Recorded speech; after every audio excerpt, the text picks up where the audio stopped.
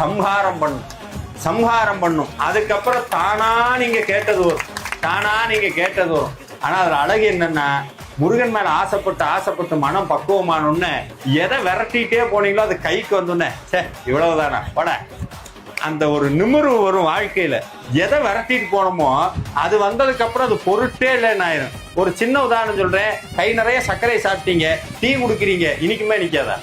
ஏன் இனிக்காது? அதுக்கு முன்னாடிதான் இனிப்பை சாப்பிட்டீங்களே. முருகங்கிற இனிப்பை சாப்பிட்டதுக்கு அப்புறம் உங்க வாழ்க்கையில எதையெல்லாம் இனிப்புன்னு நினைச்சீங்களோ அது வந்தா இனிக்காது, இதுதான் வாழ்க்கையினுடைய சூட்சுமம், இதுதான் வாழ்க்கையினுடைய தந்திரம், இதுதான் வாழ்க்கையினுடைய ரகசியம்.